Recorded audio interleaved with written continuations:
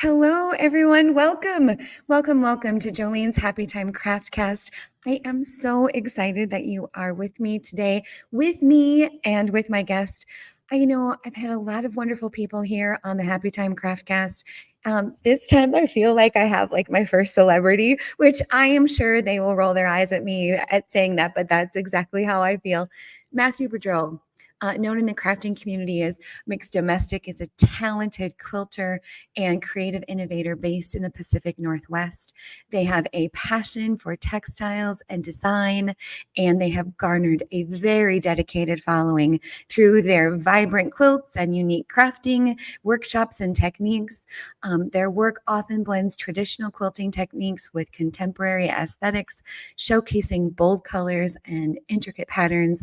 And if you've seen the live demonstrations, I'm always in awe of how they don't get their fingers mixed in with the machine. So I've got so many questions. Mathew is also known as an advocate for inclusivity in the crafting community, something that we need very, very much. So I know you will do a very good job of welcoming Mixed Domestic to the Happy Time Craftcast. Hello. Hi, Joleen. I'm so excited to chat with you. Thank you. And yes, I absolutely rolled my eyes whenever you said I was a celebrity because, that's what it feels like. I try to pretend like the numbers aren't real until I go to an event like H&H or like QuiltCon. I'm like, oh, I'm really making an impact out there. I didn't realize. So I need to do more in-person events to where I can feel how big this inclusive community has gotten. And so I'm so glad that you're a part of it now. And like we have joined forces and we're ready to do this. Cause like, yeah, I love everything you're about. Your energy is like, it's infectious. So thanks for having me. Well, I love what you're about. And, I just have so many questions. Okay. So when you meet a new group of people, what is it that you want them to know about you? Like, what is your elevator pitch of who I am and this is what I'm about? When I show up to the party, I don't just show up as myself. I show up as someone and a representative for the most oppressed person in the room. And even though I look like a tall, dark, handsome, like straight cis white male, I am not. But even still, I realize that my identities of being neurodivergent and on the autism spectrum and being non-binary don't change the way that I look. Right. So just people need to be aware that I use every ounce of my privilege to fight for that person in the room that needs the most help. And more often than not, it's neither one of us. And so that's all I need people to realize, because more often than not in quilting and crafting spaces, that human has been made to feel unwelcome. And I myself has felt that way so many times, gone into a fabric store and gotten the side eye. And I just burst down the doors because I had enough privilege to be able to do so. But there are people that want to join the room that don't have that kind of privilege. And so it's our responsibility, and I've taken it on as my responsibility to make sure that they have a seat at the table. Not only that, but that we can center their experience as being awesome, because when we do that, we make it awesome for everyone else. So thank you for that response. And my reaction to what you've just said is that I'm a parent of children in those communities. And, for the longest time, I was a fighter of, fighting against hateful people. And I would kind of take on anybody in the room with all of my, 4'12" veracity, right?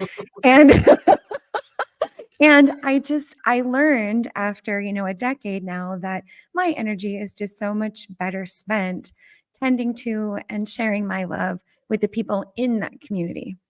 And, and so it's easy to get emotional for me because I carry this with me, this like, I want my kids and people like them protected and welcomed. And when they're not, it's easy to be hurt. Right. But I have to turn that hurt into fierce love and compassion, because I've learned that I don't really care about the haters so much. I really only care about the people who I want them to know that I love them. Does that make any kind of sense? It makes absolute sense. And that's been 100% my journey. It seemed like we've arrived at the same places. Mine has all been done very publicly because that's the only way that I knew how to do stuff. But yeah, when I first realized that like I wasn't showing up for these communities, oh wow, was I like blah, blah, Right, blah, like right. not really even thinking of like the repercussions, not No. thinking about the impact on me and my spirit and Mm-mm. my mental health, not really thinking through whether I was making the appropriate impacts to the right people and Mhm. making the wrong moves. Even though there was impact and some of them made me realize, oh, wow. Yeah. Luckily or unluckily, mine was a result of a mental breakdown. So where like I came out of it and needed to find my authentic self. And in that I Right. was like, oh, I wasn't really reaching the right people. I wasn't, Right. it's not my job to fight with people who never, ever would resonate with anything that I ever say. It's my job to show up with love and kindness and to show others like what inclusive looks like. Exactly. And if I ever witness something that's not inclusive, then I correct it. But it doesn't mean I need to fight with people on the internet. Right, right. No. Like, I learned So, that so for me, it's been about 10 years of this learning, and early, when my son came out, I would fight anybody. I was like, I would take on anyone, and I would like, I was just kind of running out of steam right. until, like, something in my brain flipped that, it's almost like politics for me. Yep. Like, if you try to argue with me against what I believe politically, I'm a mountain. I cannot be moved. Like, there is no Yeah. way you can move me, right?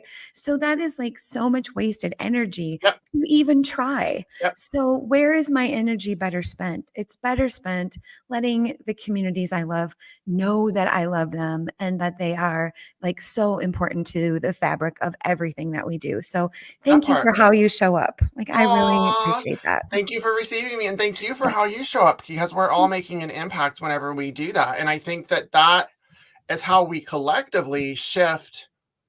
Let's focus on the microcosm of our industry, how we shift the Right. industry into Right. realizing that it's not just one perceived Hmm. dominant demographic out there that wants to do Right. all of these fun things.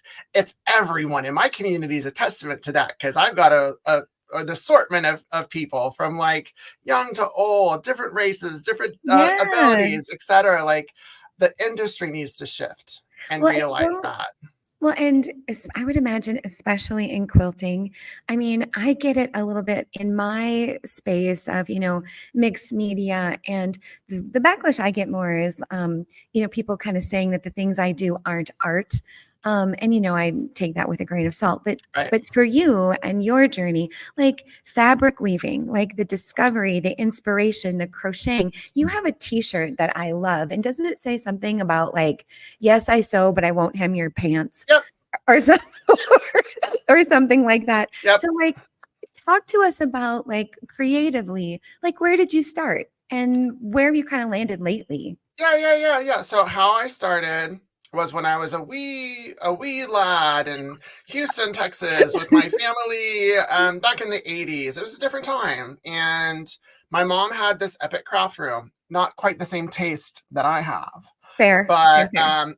fabric, sewing, beads, Mm-hmm. everything. And Mm-hmm. I always Mm-hmm. wanted to learn, but because of my perceived gender at the time, I was Mm-hmm. discouraged. And so Mm-hmm. my mom would like look over and ignore my requests and would wish that my sisters would want to learn it, but they had no interest. Then I would sneak away and try and like dabble. But then my stepdad would see and like it would not be cute for me. And so I stopped and found other creative avenues that were, I guess, more under the radar or less gendered. I Sure. don't see how theater is less gendered, but I Right, was right. allowed to do that. And so it's like I always had this like itch to want Mm-hmm. to do it. And my spouse, we've been together since 2001. So forever, been married since 2008. They knew this story of my journey. And so Yeah. when we adopted our kid at birth, like one of the first things that my spouse did, and she's born in 2013, was bought me a couple sewing classes at Modern Domestic, which is a sewing shop in Portland.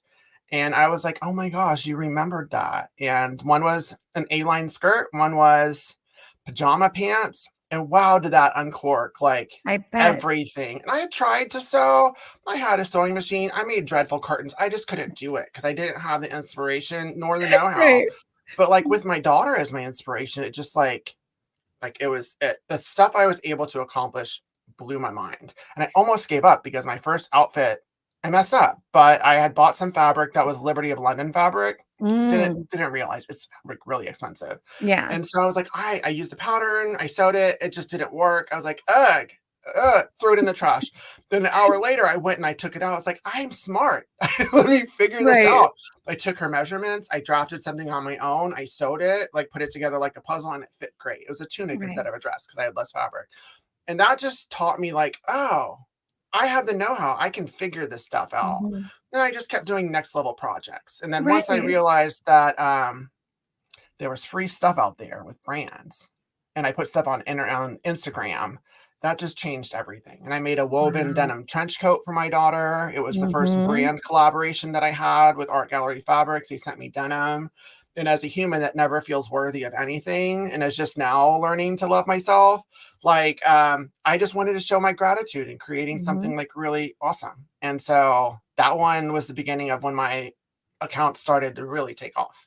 Right. And then it also taught me to trust that I can do difficult things. Right. And this whole adventure is like it's been I thought it was like I would say it was like a serendipitous journey of me exploring all of these things. I have ADHD and autism, and I'm like, I just go with where the wind takes me. And I'm like, I want to learn this skill. I want to, can I do this? How do you know this? I've never been an instruction reader. I don't watch tutorials. I like to figure stuff out and Wow. then I'll go to the instructions later. But that's been what's Mhm. gotten me to this point is questions. I've had questions. I wanted answers. I like things that bring me to presence that I Mhm. can Mhm. enjoy the process. So I usually gravitate to things like fabric weaving. It's something that like if I wanted to go to Illustrator and like Right. put it all together, I would know what it would look like. Right. But I don't want to do that. So I I don't grab either. fabric that I think will be cute. I weave it together and it's like magic. And I've done hundreds of weaves. It's like magic every single time. And I'm like, oh, I wonder if I put it in this order, what would happen? And I'm like, ah, it's So amazing. So when that's I it. yeah, that's it. Voila. Like, oh my goodness. So when I watch your weaving videos, I think about the space you must be in because, my artistry, I have a workshop. Like, I have a dirty workshop with bandsaws and drill presses, and like it's dirty and like full of dust and stuff. Yeah. And sometimes between all of the clutter and the supplies, I can carve out like just a little scotch of space to Yeah. work. But you must have like I just think about your space, and like in my mind I visualize like clean work tables and lots of room to cut. Am I right? No.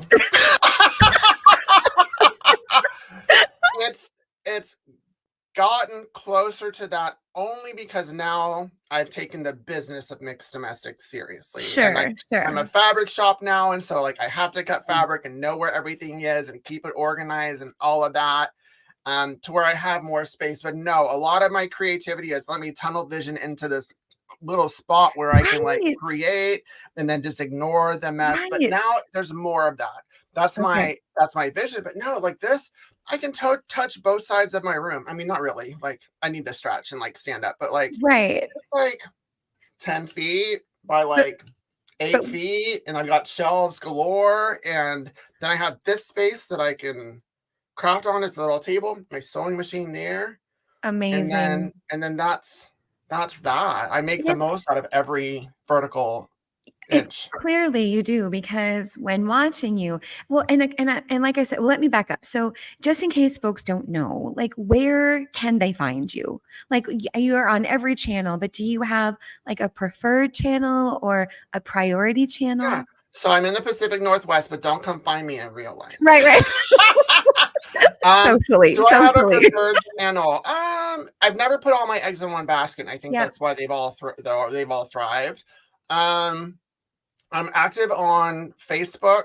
Hmm. On there, I have like mm, how many? Like 280 something thousand. Hmm. Instagram, like 290 something thousand. Hmm. TikTok, it's like 600 and something thousand, but like my videos just don't get out. So I'm kind of salty about TikTok. I I'm do more salty live about streaming TikTok there. too. Yeah, I I'm just don't get salty. it. I don't, but it's I because I don't want to do the provocative kind of content that it would take to hmm go viral there anymore. So I'm just like, Yep. whatever. YouTube, I'm really building out my long form video, got like 150,000 there. So do I have a Wow. preferred? No, because each one has its own value proposition. I really Agreed. do love my Facebook group though. There's Mixed Yeah. Domestic Sewing and Craft Room. I love it. It's an inclusive space and everyone is like on board with that. Yep. And it's really beautiful to see the Yep. community, anytime anyone steps out of the boundaries of inclusivity, Mhm. that they've learned how to like correct that They've got the language, right? in the Mhm. right way as opposed to an attacking way. It's just like, oh, we're doing it, folks. It's really beautiful. We're really everywhere. I love everywhere on the internet. The real world is kind of scary for me, but like the internet, I love it. I love the expanse of it everywhere. I'm with you there. I love it too. And, I know some folks kind of get into this language about like parasocial relationships and Yeah, things like that. And I imagine that happens for sure.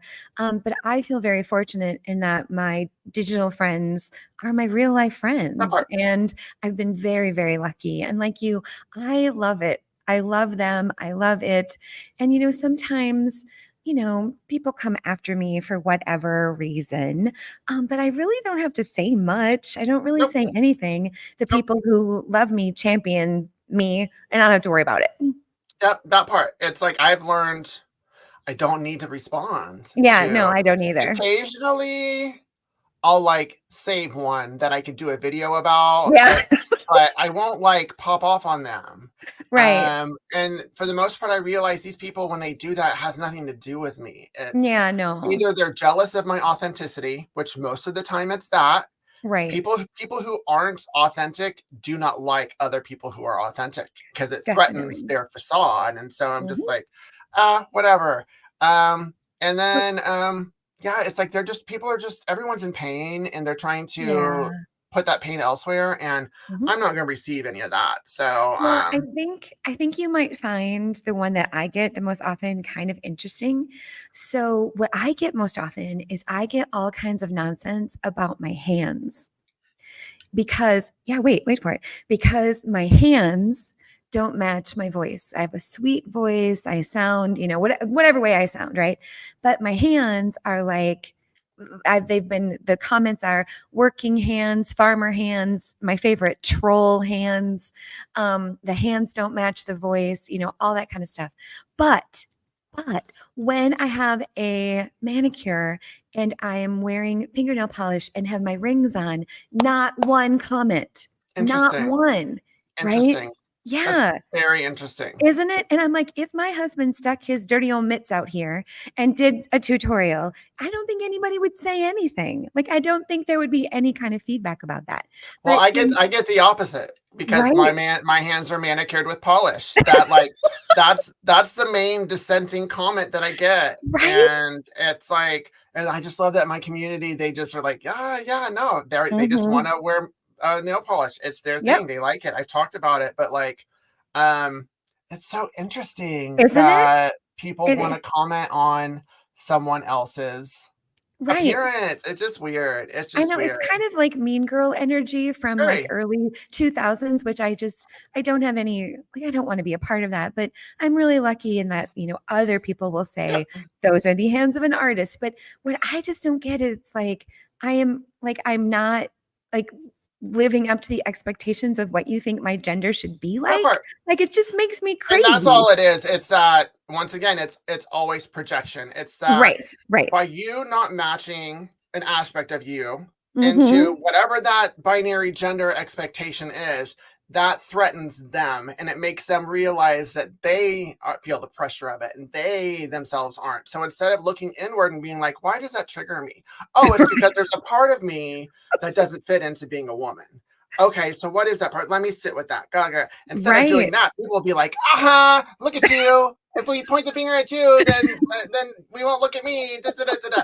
And I realize that, and it's just like, oh my gosh, y'all. See, the binary system of gender, it hurts everyone. Like, relax, just be Right. yourself. You don't got to fit Right. into a box. Like, just Exactly. be you. Anyway, I thought you might find that interesting given some of the challenges you have Yes, about it's hands. It's like anyway, let me ask another that's question. wild. I wouldn't have even perceived. I wouldn't have even known to think Mhm, that you might get comments about mhm. your hands. Well, and it's kind of funny and not funny, but well, I'll let you decide. So, so my children are on the socials, right? And I have a nice crew of Gen Z kids. And somebody said something mean about my hands. And so my oldest son then went to their profile and said something like, "Don't be mean to my mom. And you're Aw. ugly." And then he, and I was like, close, like so close. I love that. Right. But just a scooch off. Yeah, don't do the don't do the mean part. But yeah, Right, good, right. good Do job, the nice good job. part, but like I was like, I love your intention. I love where you are going with that. For a 20, for a 26-year-old man, I thought it was amazing. But anyway, so I wanted to say before I moved on to my next question, like, so for me as an artist, I definitely get into my areas of like I get into phases where I'm really in this phase or that phase, and I have favorites, and my favorites jump depending upon my projects. So are you in a favorite phase? Like, is there something that you're working on right now where you're just like, "Ooh, that's my thing"? Right now, my projects are all aligned to selling fabric in my shop. Um, Okay. uh, Okay. and it's like the first time. This is the first time that I've thought that way. But Yeah. I'm like, if I'm gonna do this business, I gotta do that because I know that's the way that I'll sell it. Yeah. But essentially, I'm doing the same thing I did before. But Mhm. instead of like directing traffic to other places, I'm just directing it to me. So it's not Right. stuff that I don't love. All the Right. designers I'm bringing in are like inclusive and have been cool to me. And so right now I'm working on this. Like I'm working on a foundation paper piecing tutorial with some Marsha Mm. Durst fabric because I haven't used that. But then I had to like do an influencer gig for a printer that was like it's a thermal printer, and so that's where it's all. I'm not doing projects unless it's attached to revenue, and it's wild and different, but it's like I realize that's what I gotta do. Well, And then and I'm gonna do an the alphabet sew along with Juicy Juice and Allison Glass. I'm gonna do that. I ordered the fabric and I just got the patterns, so they're coming. I've always wanted to do one of their that's sew awesome. along, so I'm doing that. That's foundation paper piecing. So I'm gonna be like tunnel vision foundation paper piecing for a bit. So is foundation paper piecing different from English paper piecing? It is, yeah. English paper piecing is when you take like cardstock shapes and then Mhm. you baste the fabric around the shapes and then you hand sew it. And Yes. then foundation paper piecing is when you have little pieces like this Mhm. that it's like almost like paint by numbers with fabric that you use this as a template and put the fabric on it and sew two pieces together, then fold it over and sew the next one, and then it turns into this. So it's done on the sewing machine, and it's different kind of paper piecing. It's literally with paper instead of cardstock. Both are amazing though. I encourage everyone to try it. So the way that you smile and like you're I'm feeling really like inadequate because like math, like I saw math, like that's all I saw. And and it kind of freaked me out a little bit. And like some of us, like I don't even really know how to read a ruler. So can can anybody do this kind of craft, or like honestly, are there skill sets that are required? I think everyone can do it. And that's Okay. how I feel like that's me also being a champion for being inclusive is my communication style is approachable. And anyone who's ever watched any of my tutorials knows that I explain things in a way that makes it Mhm. seem super easy. And it's just because I break it down to like chunks and Right. I have that's what I learn experientially, and then that's how my brain will just Yep. put stuff in there, and I use language that I use, and I don't use like So what's a good out. place? What's a good place for someone like so like my sewing experience is I'm straight lines. I can make curtains. So straight lines and that's about it. Yeah. Oh, I do like I sew on paper more than I sew on fabric, but like I love it and I'm inspired by it. My mother is a quilter, and Mhm. goodness sakes, the judgment that woman shines on me. Woo! The art. when I sew. Yeah. Yeah. So she So shouldn't be the teacher for you. You should find no, someone like me. oh gosh, no, no, no, no. So how does somebody like me, like what's our first little project? A zipper pouch is always good. Oh, nice. That's always a really good thing to do. A pillow form's always good. Okay. Like an envelope pillow. I have tutorials for both on my Yep. YouTube. but there are so many like itty bitty projects that you Yes. can get into. But Yeah. yeah, zipper pouches are gratifying because you can use them. And if you learn how to sew a zipper, then a lot of people think that that's difficult too, but no, I've got tips and tricks for that. The first step is going to my YouTube and Yep. finding one of my videos. And Yep. then if there's something you can't follow, then asking me a question and I'll answer it. Hmm. And going from there, like it's about finding the right teacher for you. But Right. that's me. It's like that's why I'm not a perfectionist. That's why I will never judge the way someone does something. If I say it Hmm. a certain way and they're like, "Oh, I do it this way," then I'll be like, "Oh yeah, you don't got to do it my way. That's totally cool. This is just the way that works for me." Whereas a lot of these instructors out there, if you don't do it the way that they say to do it, then you're doing it wrong and they'll judge you. And that's not inclusive at all. So it's about finding the person that you vibe with. And so Right. if y'all are vibing with me, then come learn from me because I won't make you feel that way because I've been made to feel that way even Hmm. going into classes. I've had people like write comments on my projects and like judging me, and I've taken a Hmm. course with them, and then they're like, "Oh, I didn't realize you were so good at this." I'm like, "Really? Okay. Interesting. I thought I was helping you out by taking a class and you're going to judge me in class." Like it's just wild. There's no room for that. That makes people not want to do it. Hmm. Oh, I agree. I agree. In fact, I wish so much that, like, when my mom was trying to teach me how to crochet no, it was knit. It was trying to teach me how to knit in like the 80s. And she would knit, and she had this very specific way of holding the needles. And I couldn't hold them the way she was holding them. Yeah. And I couldn't like do the tension the way that she was doing it. And I hear it on a loop when she taught me to like knit and then to purl. She just kept saying, "You purl, you purl." Like no, like no defining like what that was. She just, because she knew it so well, she just kept saying, "You Yeah. purl." And now it's become like a family joke when somebody doesn't explain something very well. We're like, "You purl." Like Oh you my should gosh. just know what that is. But it was really funny because I picked up it was like a painting instructional book from my mom's generation, like so when my mom was a kid, like in the late 50s, early 60s. And it was how to paint a bird.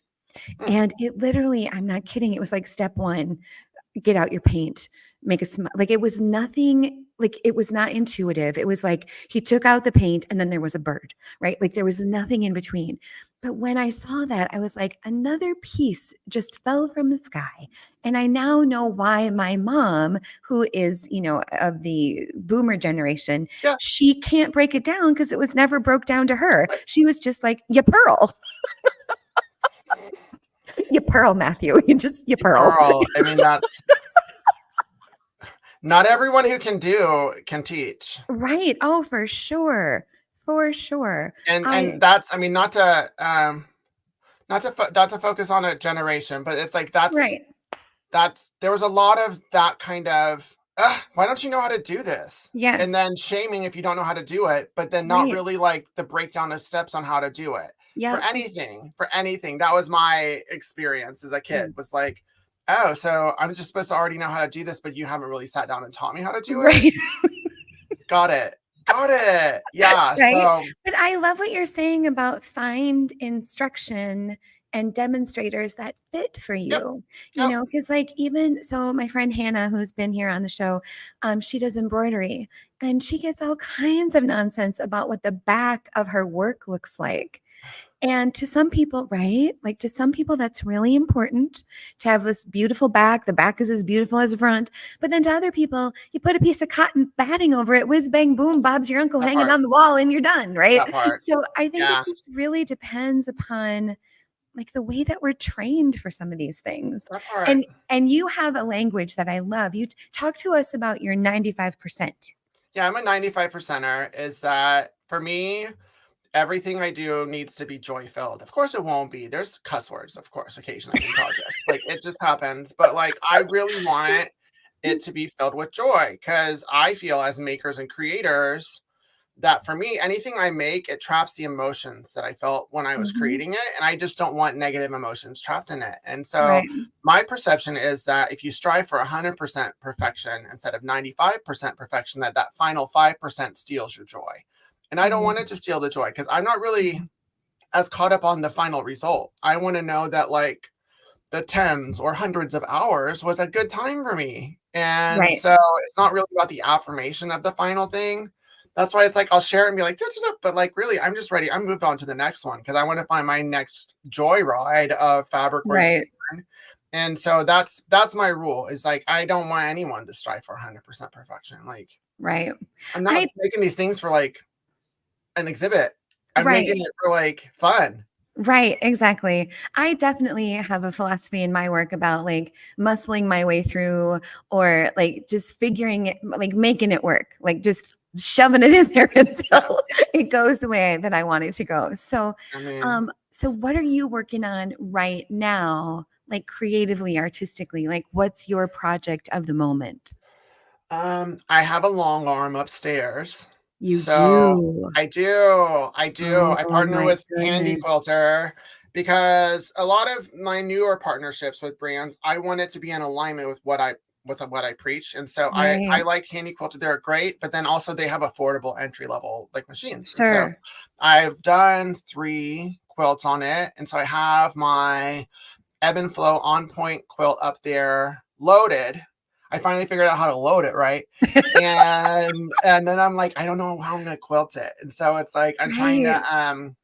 think about it. My brain needs to figure out what I want to do. And that's what's going on in my noggin. Is like, how am I gonna do it? I've got Right. like a couple things I can do that I'm like, oh, this will look cute. I'm probably gonna Right. do like a grid or a straight. I don't know what I'll do. I really Well, I don't know, but so that's my new fun. That's my new like escape is long I arm. would imagine that's really fun. And Oh my for gosh, for it's a those power of you tool. right, for those of you who aren't listening, like a long arm is like a highly coveted, unique piece of quilting equipment that not everybody has Right. because one, they take up so much space. Two, they're expensive, right? Yep. In most cases. And so when a quilter like my mom, speaking from my experience, wants to get the top quilted to the back, she takes it to a lady who has a long arm and she waits a year or a year and a half because there are so many quilters in her community and that's how long it takes her to get it back. Yep. So having one must just feel so exciting.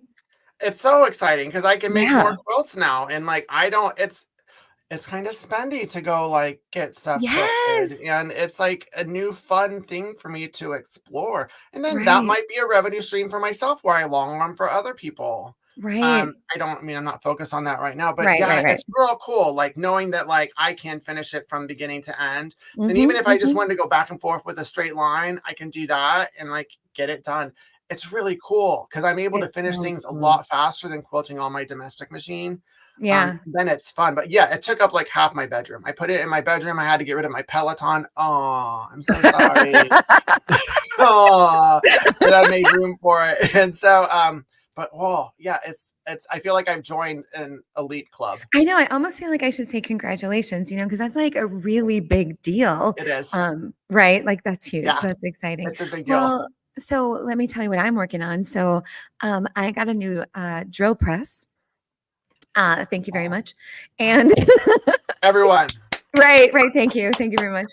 So I got a new drill press, and with it, I bought a collection of hole punches or hole dies, or, they're for, you drill into wood, but they're circles. And in the biz, they call them holes, but they're really circles. And so what I've been doing is I have been using my 7 different size bits, and I have been drilling through bookboard. Hmm, So then I've got all of these really great book board circles, and I'm able to decide where in the book board, like which piece I want to get. And if I can find really unique book board covers, well, then I've got really interesting circles. And I've hmm, made a couple of different wall hangings, but now I have decided that I want to make like a piece of art where the bookboard circles hang down almost like a waterfall or like okay. chimes. And I'll use monofilament in between the different circles. And then I'll have circles on the front and the back. So I'm probably going to have to punch them and then drill them with really small holes so I can sew the monofilament through. But just imagine walking through those dingly beads, like, Yeah. yeah, yeah. So you walk through there, but instead of it being those little baby beads, it's circles from books. That'll be super neat. I know. That'll be super neat. I think so too. I'm very, very excited. What has surprised me a little bit is that drilling with this drill press through bookboard is like the dirtiest undertaking Oh, of I would imagine all. it creates a lot of dust. Oh, it's Yeah, filthy. It's yeah. filthy. And like my respirator is just full of like, and it's not like a fine dust. It's almost like a fluff, because Mm, the drill yeah. press goes around in a really fast circle and just like kicks it all up and it just, boom. So I am 1000% really dirty when I'm done there, but it's been so fun. Oh, I that sounds just like love this fun. tool. I want to play. I want to play I with your know. drill press. That sounds like a good time. We can craft swap. You can come play with my long arm. I'll come play with your drill Could press. you imagine? Oh my gosh, so fun. Okay, so listen. So I don't know if you've seen this part of my show where I ask people the same questions, Mhm. but we're already there. But before I get to it, I just want to say, friends, thank you so much for being with us. We've got so many people watching, which I love so much. Thank you for your comments. I don't know if you can see it, Matthew, but people are saying like where they're from and Oh, yeah, and that and questions about weaving too. Oh gosh, Marla, yeah. thank you so much. So I think the question is in the bead weaving, or excuse me, the fabric weaving space, where should people go to get started? Go buy YouTube my. Y'all need videos? to go buy my book. I've got it in Oh, my shop. Buy my book. I awesome. have a fabric weaving book. I wrote it with my friend who was the creator of the wefting needle that's no longer available. So don't look for that. I'm coming Okay. out with my own tool. It'll be out next year. I got a lot of stuff on the horizon. But I have a Nice. fabric weaving book. It has 12 different weaves and it has 12 different projects that you can make with the weaves. So that's where I would say start. And I will be sure to link that in our show notes. I'll make sure all of that is super easy to find. And if I didn't say it already, I think I said it when I introduced you, but when I watch your videos, it is quite impressive that you are able to keep your hands out of the way. Because it's like when it turned, like I think you were doing maybe a basket, and you were turning it on its side, and like there wasn't a whole lot of room between you and like the inside, and you just like fly along, and you make Oh a yeah, I make a lot of people nervous in my videos yes. because it's like the object in the mirror closer than it's not. Right. It looks closer than what the video like. It's not. I'm not getting like. I'm not that close. I'm never gonna like sew through my things. Even with I Okay. get so many comments on how I used to cut with my rotary cutter early on. People were so Oh, petrified because it looked like I was getting close, but it's like no, I'm inches away from it. I'm not like those I'm things not are dangerous. scary. I'm not reckless, folks. But yeah, but sometimes you got to get in real close. Right. And so don't sew too fast or use a stiletto or use tweezers. I've done that. That kind of helps. But I've only sewn through my finger once. Well, if all the sewing you Once do, is that's enough. probably right. That'll do it. That'll do it. In your world, it's the sewing machine. In my world, it's the bandsaw. Right, the bandsaw is really, really scary. And I think that on videos too, you're absolutely right. Like there's some like depth perception, Yep. going on, and it looks worse than it is. But Yep. Marla, thank you for your comment. I realize I didn't even really lead us into fabric weaving as much as I That was kind of like that's how we promoted this. Like, yes. everyone fabric Sorry. weave. Yes, to answer the question, anyone can fabric weave. It's a great entry level craft for fabric play. You don't need a sewing machine. You don't need to have any experience. You can even do it with ribbon or paper just to get going and have fun. And for me, then I know you have questions or whatever, not to like Bogart or take over your thing, but No. like for me, I would never have become a quilter had I not done fabric weaving because fabric Mm, weaving became like a small way for me to integrate lots and lots of fabrics together. I started with apparel and like I used to model back in the day and like so I understood like fashion and putting like 2 or 3 fabrics together. But mhm, putting like 20 fabrics together for a quilt overwhelmed me. But when I weave, it's smaller and it uses less mhm, fabric and it's not permanent. So in the beginning, I would weave like fabrics together. If there was one that just didn't look right or it felt yucky, I would like take it out and then find another mm. fabric. And that helped me get confident to then use multiple fabrics and quilts, which take a lot more time. So yeah, fabric weaving is a great way to get started all of this. No tools necessary. You just need fabric or ribbon or whatever. But it's super duper fun, I promise. Well, for me, it seems like because again, growing up watching my mom, the quilter, there's like this perfection to what she does that like it scares me and intimidates me because Yeah, I'm a close enough kind of yeah. artist, right? Like we get there how we get there. So it seems to me that like in the weaving, it's kind of like knitting and crochet. Would you say that there's a little bit of wiggle room in weaving, kind of like there's a little bit of wiggle room in crochet, whereas with knitting, you got to hold pretty tight. Knitting makes me nervous. Me too. Mm-mm. Me too. My sister-in-law is a pharmacist and she knits, Mm. and I crochet, and I feel like it's Mm-mm. like the perfect, yin and yang of Yeah, like, it's like knitting. I am riddled with anxiety when I knit. I'm just so petrified when something's going to come off the needle. It's Mhm, all going to unravel, and it's like mhm. I'm not interested. I can Me either. functionally Stresses do it, me but out. like, I'll crochet all day, every day. Me Knitting. too. Me Those of you too. who knit, it's a different personality type.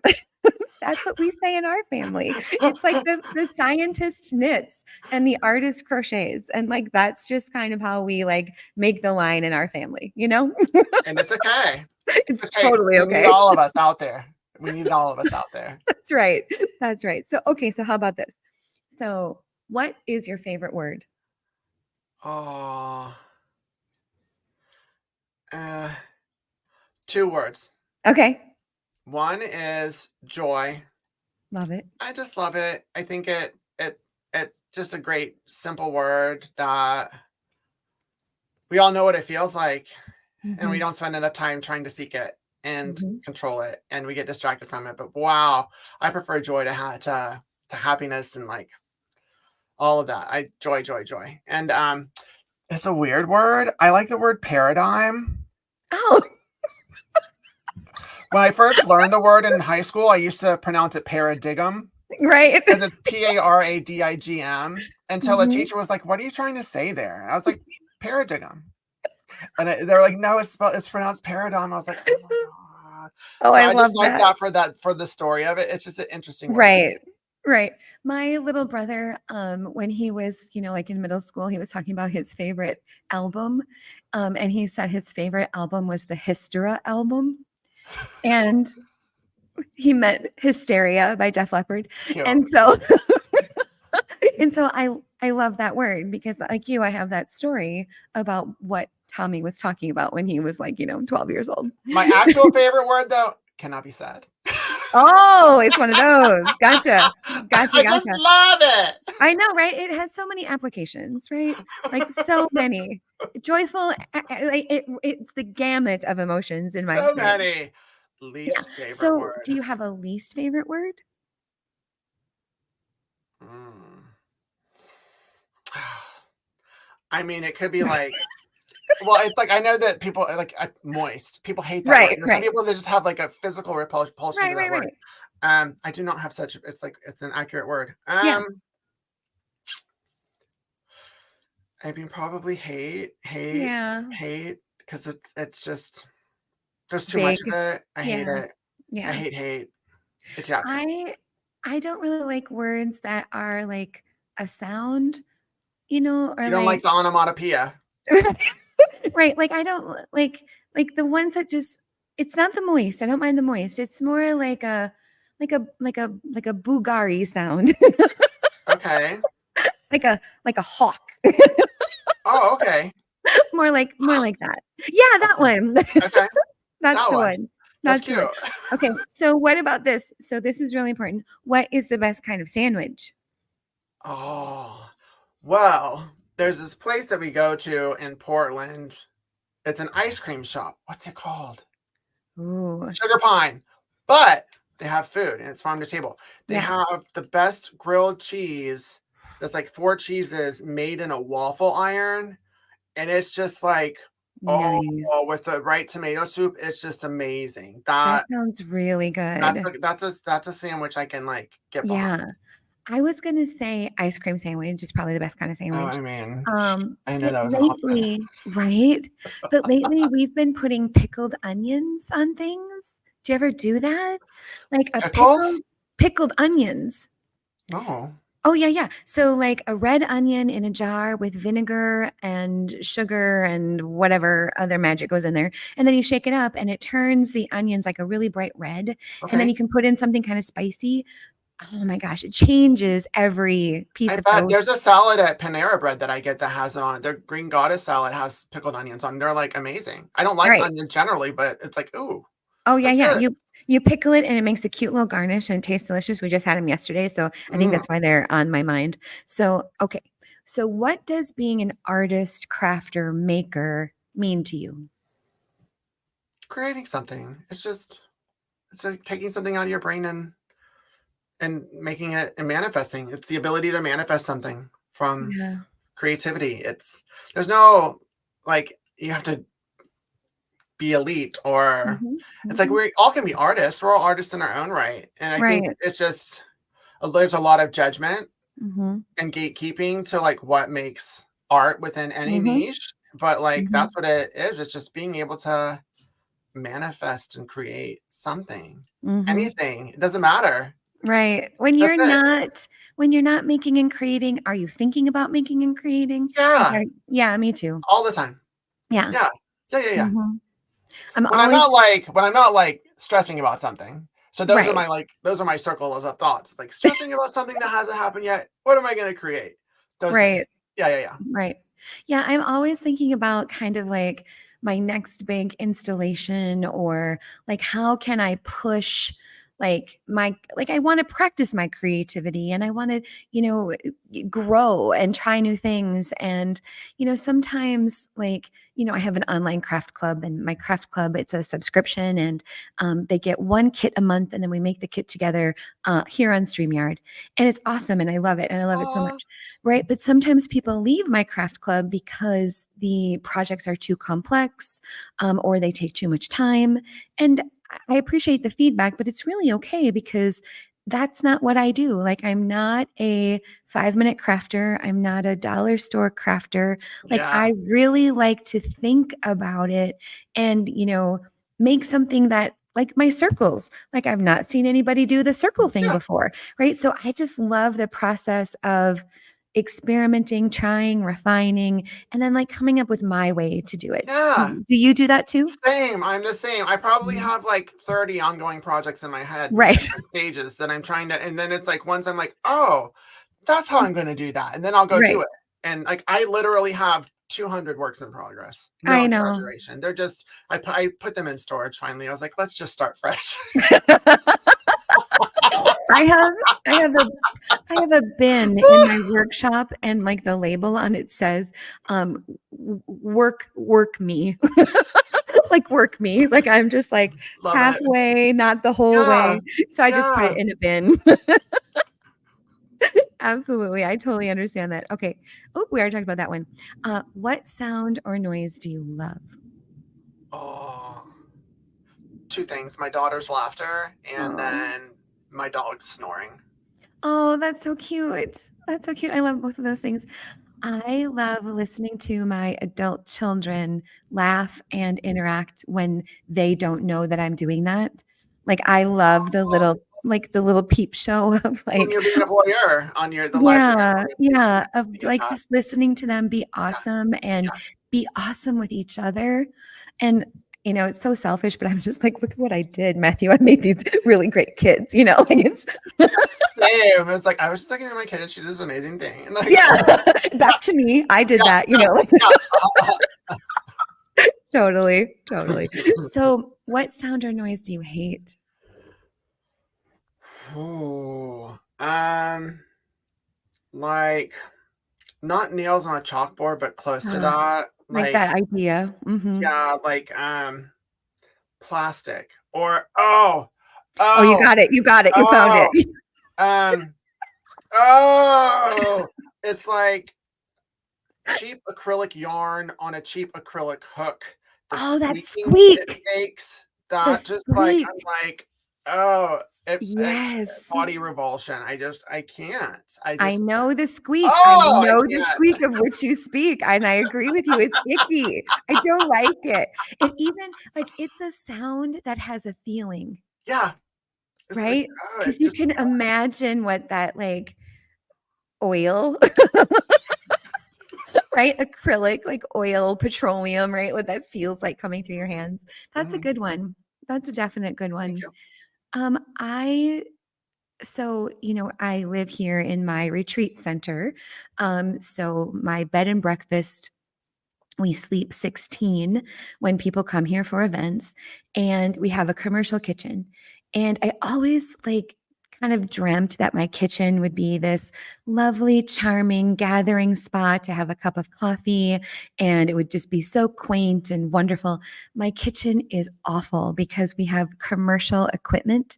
And so the freezer, the refrigerator, the other refrigerator, they just vibrate all the time. Mm.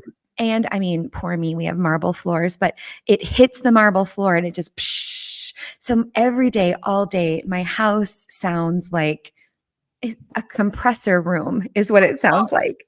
And Okay. I've just come to hate that noise because I can't get any GD peace and quiet Yeah. Aw. unless I But leave. then you live in a retreat center, All right, so, I I know mean, how that sounds. Like, oh I'm aware. my god, with my marble floors. Totally. When the when my big refrigerator hits the marble floors, I'm so encumbered. Totally, I know how that sounded, absolutely. But still, I hate it. My I hate I for it is validate you. valid. It's your experience, right? There's no It's so comparison. loud. Oh god, It's it's all so good. loud. It's so loud. All right. Ooh, this is a good one. What profession other than the one you're currently in would you like to attempt? No. No, not doing it. This This is the is this one. is this is it because 'cause I'm just stepping into this. Right. I'm just stepping even though I've been doing it Mhm. and successfully, it's always been like a side gig to Right, right. my day job in pharmaceuticals. That was a 20-year career that I was at the top of my game, and then my mental health took me in a different direction to where I've been on disability 5 months again, and same Mhm. things, and it's like, that doesn't work for me, and, Right. it was lovely that the timing of everything was when I was getting into this and trying to take it seriously and healing to where I was stepping back into it. It was like, Mhm. so this is everything I want to do. That's And so beautiful. it's not even a dream. It's yeah, I'm in the right place. I just have some Yeah. hurdles to get through still this year. Mhm. But yeah, it's really cool that at 48 I can step into a new profession and have the Right. confidence that I'll thrive, that I have the know-how Mhm. once I got through a couple hurdles. So, yeah, Right. I would love for this to be it. I think that I can, as long as my mental health doesn't get in the way of this, Right. I think I'll be good. So, yeah, this is what I wanna do. You're in it, and I'm that's in it. it. I'm doing And it. and it's so beautiful, isn't it? Because I've never been that person, when you were growing up and you said, "What do you wanna be when you grow up?" And they were like, "I wanna be a firefighter," or, "I wanna be a teacher," or XYZ. I was never that person because my creative brain is always kind of jumping and hopping to, "Ooh, that sounds good, and Yeah. that sounds good, and, oh, I like that. That sounds amazing." So for me, this answer is it's in the artistic space, and I'll probably never do it because I'm wildly accident prone, but I think it would be so cool to weld. From an Ooh. artistic, right? Take and it's Yeah. in my lane, it's garbage. Take garbage metals and refabricate them like my friend Tam I Am does on TikTok. She just makes the most amazing things. She does this thing where she does honorarium work. So it's like somebody's loved one passed away. They send Tam the tools and the metal, and then she makes an honorarium of it. And I'm like, this is the most beautiful thing, Aw. right? Isn't that beautiful? So it's like I Yeah. want to be a welder, but But I might die, right so there, there are limitations to my skill set, which I'm very aware of. I just yeah, know, yeah. Uh-huh, just separate the welding from the wood, and you'll be okay. right? I just these are my dreams, Matthew. Yeah, These are my dreams. I would just love to be a welder. I love that for you. I love that for you. You never know. Thank you. Thank you. So, is there a profession that you would not like to do? Absolutely no way. Don't call me. I could never do it. Not my scene. Mm, mm, mm. Yeah. A whole litany. I'm not doing anything with bodily things. Um, I just don't see how I can fit into peak capitalism anymore, Right. and corporate America anymore is like it is soul wrecking. It's Yeah. not for people who have different brains. It's not for Mhm. people who can't fall in line. So I would not like to do that again. And Right. luckily, my mental health is not allowing me to. So, and my healthcare team is supporting that. But yeah, that it's like the not to like go on a soapbox, but that dream we were all force fed that Mhm. if you just do X, Y, and Z, you'll be fine. And just like Mhm. do your years, you'll be able to retire. La la la, Right. we'll take care of you. That's a lie. And Mhm. so getting out of the matrix is lovely. So I don't want to ever go back into the matrix. I want to Well, figure out how to do this a different way. well, and I know for myself that I am 1000% unemployable, right? Like I can't work for anyone else now that I've done all of this, where I have freedom and creativity and room. And I mean, it's hard though too, right? Like if I don't get the work done, the work doesn't get done, like it is very, sometimes there's a lot of pressure in this line of work of this entrepreneurial, you know, content creator, classes, product, lifestyle, right? Like there's no one else really to say. There's nowhere to hide and there's no one to blame is what I've found too. Nope. Yep. You're it 1000%. Totally. All right. So one last question. What brings you the most happiness? Mm.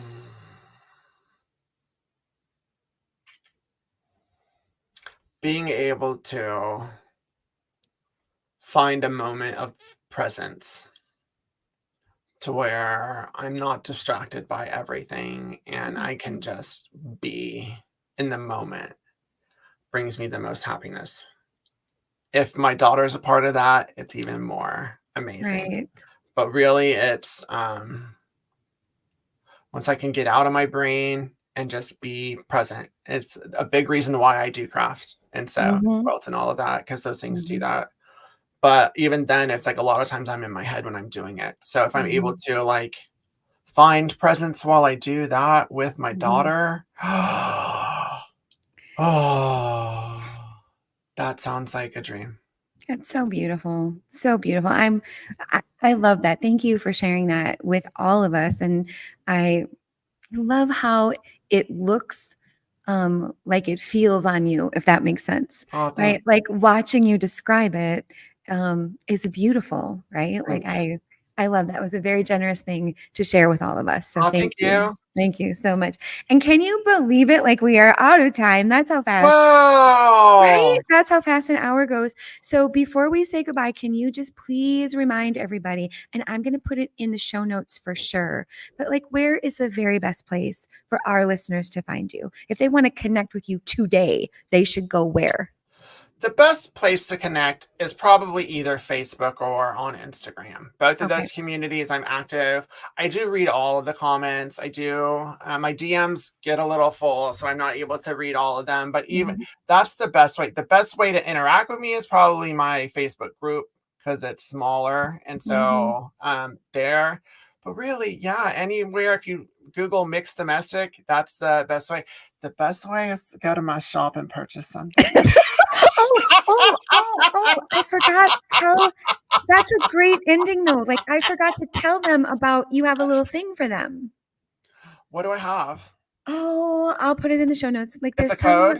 It's a there's a code. code. Yeah, yeah. There's a code. And I forgot to write it down. Let Is me see if it let me find it. Let me find it. Oh, the magic of live theater. new mix 15, new mix 15, new mix there's a code. There's a code for y'all in my shop. There's a Yep, code. there's a code. I'm looking. Oh, it's new MX10. New MX10. You can get 10% on everything in my shop. I've got so many fabric collections. I've got so many notions. All my favorite notions are there. I've got patterns. I'm always like getting new stuff. My aesthetic is going to be like hip, cool, saturated, vibrant. Mhm. Basically, my personality in the shop is what I'm bringing to the table. And I all love of the it. designers have been vetted to honor Right. my mission of inclusion and diversity and equity. And so Yeah, come. That's a good way to come see me, is come to Right. I love it. I love it. And I will be sure I will keep my promises. I will link all of these things in our show notes. And as for me, you can find out everything you need to know at bigravenfarm.com. We have lots of retreats coming up. We have retreats every weekend in September, October, and then the 2 in November are actually sold out. So if you want to come for 3 days, right, 4 days and 3 nights of really nummy food and a really pretty facility and art projects that you get to decide on, make sure you go to bigravenfarm.com and click on the retreats tab, and you'll see all the things that we're up to. On my next episode of the Happy Time Craftcast, please come and join me. Jessica Hoke from Moxie Malas will be here, and I can't wait to talk to her. She has been a crafter and an artist for decades, and right now she's at the Minnesota State Fair, which, if you know anything about that, it's crazy, crazy, crazy. And she has a retreat coming up too. So lots to talk about there. But Mathew, thank you. Thanks Thank for you so having me. much. This was super duper fun. You're Thanks just everyone for coming. You're the best.